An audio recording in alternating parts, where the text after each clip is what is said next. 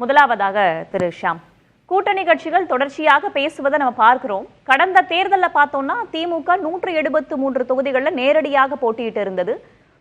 காங்கிரசுக்கு 25 தொகுதிகள், விசிகவிற்கும் மதிமுகவிற்கும் தலா 6, கம்யூனிஸ்டுகளுக்கு சிபிஐ சிபிஎம்க்கு தலா 6 என்று ஒதுக்கப்பட்டிருந்தது.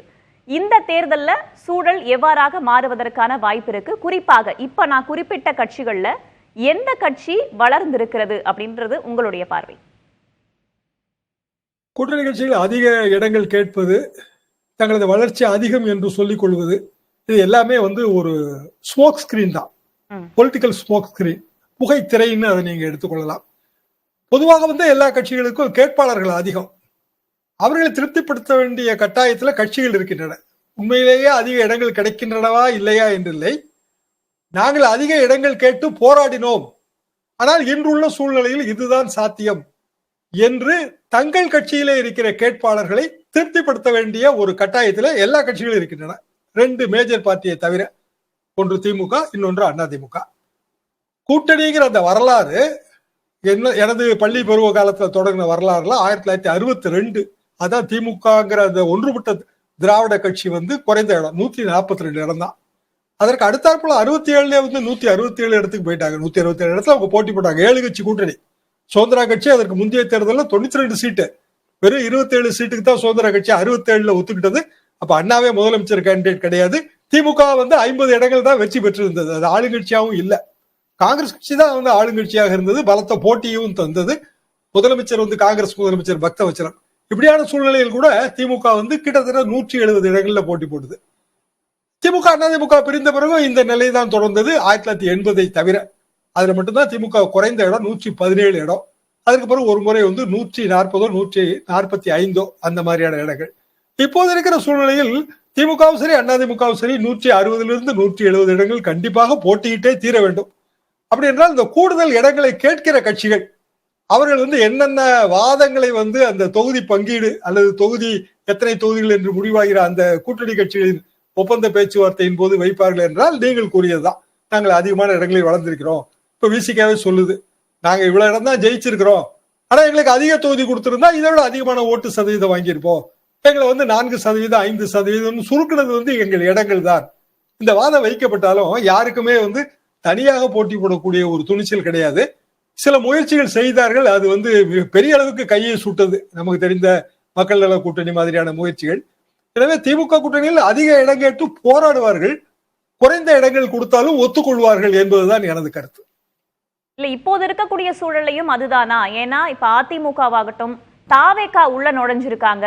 இந்த மாதிரியான சூழல்ல திரு எடப்பாடி பழனிசாமி ஓப்பனாவே சொல்றாரு, சிவப்பு கம்பளம் போட்டு வரவேற்கிறோம் அப்படிங்கிறாரு. சோ டிமாண்ட் ஆப்போசிட்ல கிரியேட் ஆகும்போது, எதிர்த்தரப்புல டிமாண்ட் கிரியேட் ஆகும்போது அதற்காக கூடுதல் தொகுதிகளை கேட்டு அழுத்தம் கொடுக்கிறார்கள், அப்படி பார்க்க முடியாதா?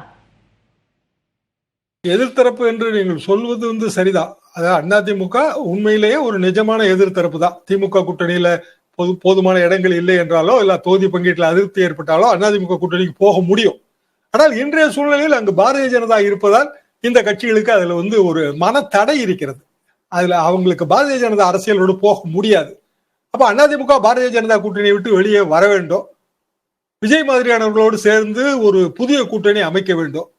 அதெல்லாம் இப்போதைக்கு சாத்தியமாக தெரியவில்லை. ஏனென்றால் விஜய் அவர்களுக்கு இது முதல் தேர்தல். அவரை பொறுத்தவரையில் அவரது பலத்தை நிரூபிக்க வேண்டும் என்றால் அவரும் அந்த 234 தொகுதியிலையோ அல்லது 170 190 தொகுதிகளிலோ போட்டே ஆகணும். அப்பதான் ஒரு சைசபிள் பெர்சன்டேஜ் அவருக்கு கிடைக்கும்.